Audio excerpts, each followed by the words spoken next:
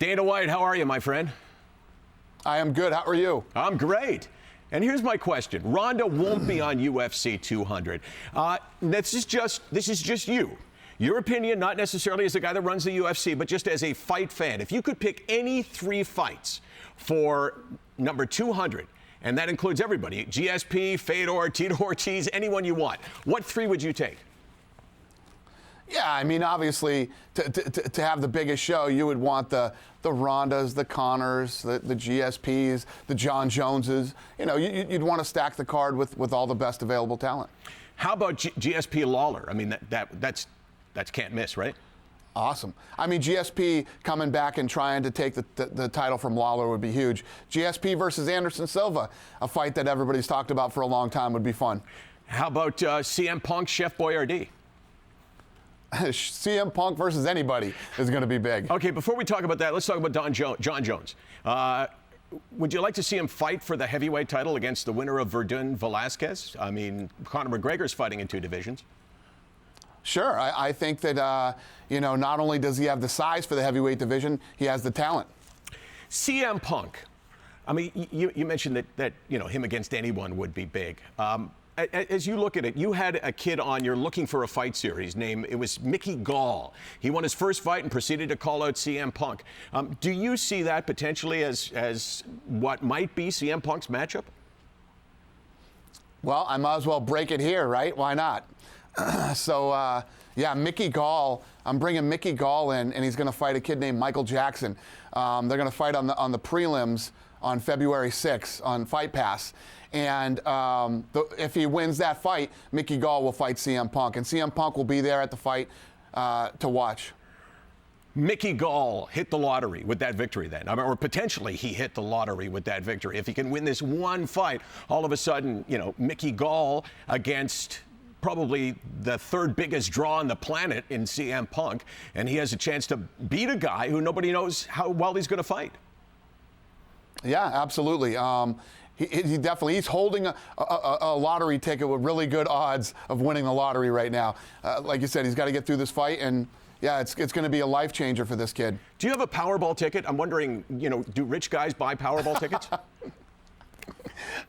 Well, listen, you can't consider guys who have money. But I'm an absolute degenerate. Yes, I have a Powerball ticket. How many tickets? I got like 10.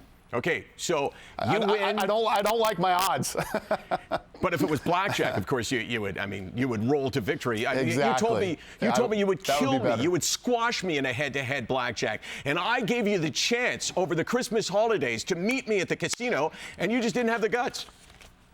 Listen, anytime I have the opportunity to embarrass you or beat you down, I would take it. My point is, that's how busy I was that I couldn't show up and slap you around while you were here. Conor McGregor, the picture with the machine gun.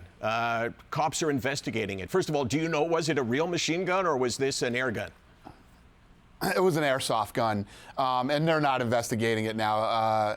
He obviously showed them the weapon. It was an airsoft, and that was over with.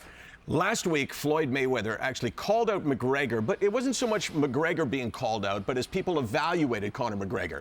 They said that McGregor gets praised for how he behaves and that he's cocky, but it's okay because he's a white guy, and Mayweather said, I get ripped because of the color of my skin. I mean, I happen to agree with him. How do you see it? I completely disagree. Conor gets ripped, too. Not everybody loves Conor and thinks Conor's the best. Nobody. I don't care who you are. Not everybody likes everybody, And there's a lot of people that do like Floyd. I bump into tons of people that like Floyd, and obviously there's a lot that don't. But that's part of the chemistry and being a polarizing figure and being as popular as both of them are. I completely don't agree with that. So you don't agree with this statement then? Regardless of whether it's boxing and UFC or football or hockey, you don't believe that black people are perceived differently than white people? Mike Tyson and Muhammad Ali. Muhammad Ali actually fought at a time when there was racism was seriously high. And, the guy is loved now. Mike Tyson was a guy that was a scary individual when he was fighting, and he was loved and hated. I mean, I don't care what color you are. There are people who are loved and hated. It's not a race thing at all. Okay, well, we'll agree to disagree, and we'll debate that another time. How about the shot of you on the beach with the shirt off?